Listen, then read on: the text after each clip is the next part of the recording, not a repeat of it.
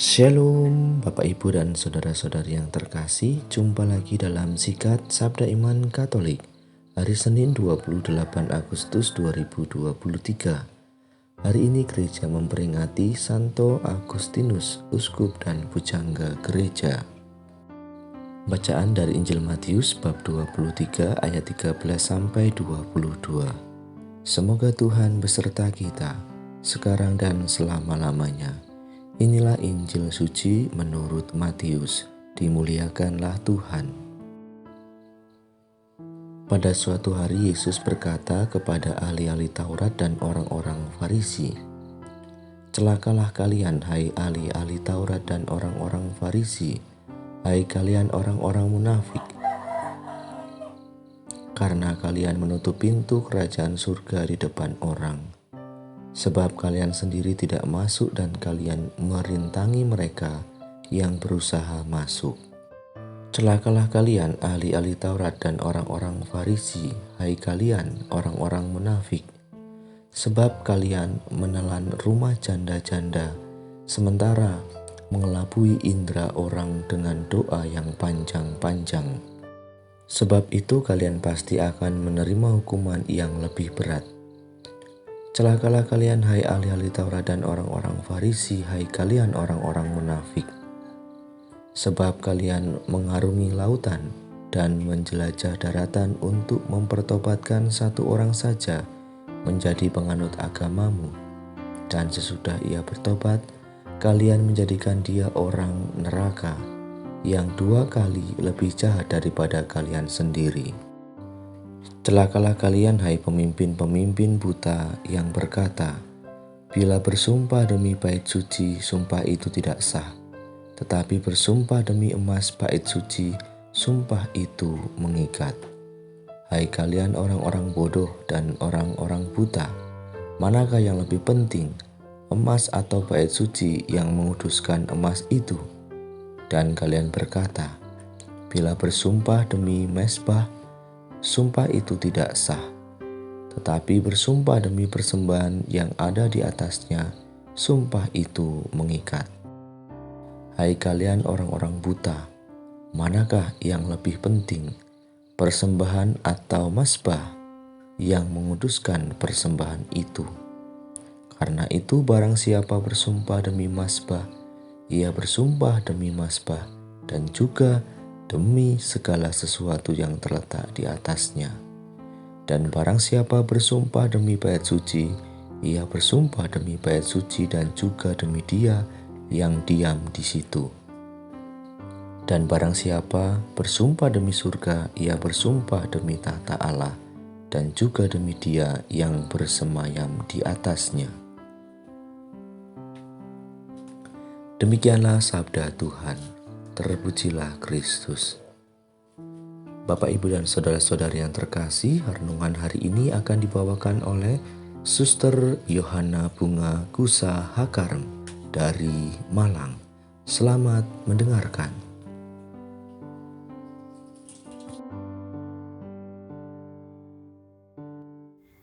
Saudara dan saudari yang terkasih, bacaan Injil hari ini mengajak kita untuk merefleksikan setiap perkataan yang diucapkan oleh Yesus. Yesus berkata dengan keras kepada ahli Taurat dan orang Farisi, "Celakalah kalian, hai ahli-ahli Taurat dan orang-orang Farisi, hai kalian orang-orang munafik, karena kalian menutup pintu kerajaan surga di depan orang, sebab kalian sendiri tidak masuk dan kalian merintangi mereka yang berusaha masuk. Celakalah hai kalian pemimpin-pemimpin buta yang berkata, bila bersumpah demi bait suci, sumpah itu tidak sah. Tetapi bersumpah demi emas bait suci, sumpah itu mengikat. Hai kalian orang-orang bodoh dan orang-orang buta, manakah yang lebih penting, emas atau bait suci yang menguduskan emas itu?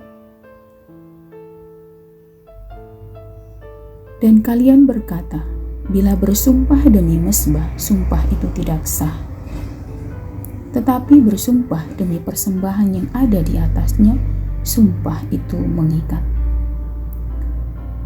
Para saudara dan saudariku yang terkasih, ada apakah dengan para pemimpin ahli kitab ini dengan Yesus? Menjadi sebuah permenungan. Tentunya sangat jelas melalui perkataan yang disampaikan, di mana Yesus mengecam para pemimpin kitab ini dengan mengatakan celakalah. Tentunya teguran Yesus ini secara langsung di hadapan para kaum Farisi dan ahli Taurat.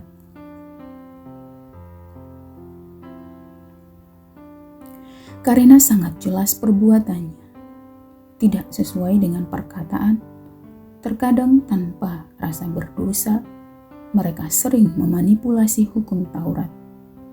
Padahal mereka adalah orang terdepan dalam agama Yahudi. Seharusnya menjadi panutan bagi orang banyak. Namun ternyata mereka jauh dari harapan. Hidup dalam kepalsuan. Hanya menyandang status akan tetapi hidupnya penuh dengan kemunafikan. Itulah yang membuat Yesus mengecam mereka. Saudara dan saudariku yang terkasih, mari kita refleksikan untuk kita. Apakah ada orang di zaman ini hidupnya menyerupai ahli Taurat dan orang Farisi? Tentunya ada. Hal ini terbukti banyak sekali kasus-kasus penyelewengan dalam keluarga, dalam komunitas-komunitas, ataupun dalam kelompok-kelompok kecil dalam masyarakat, dalam dunia kerja, dan dalam setiap sektor kehidupan. Masih banyak orang yang memiliki sikap seperti kaum Farisi dan ahli Taurat. Perkataan celakalah, celakalah, dan celakalah yang dikatakan oleh Yesus tentunya tertuju kepada kita semua. Sadarkah kita akan perkataan Yesus tersebut? Mari kita mengevaluasi kembali hidup kita, membaharui cara pandang kita, perkataan, sikap, dan perbuatan kita.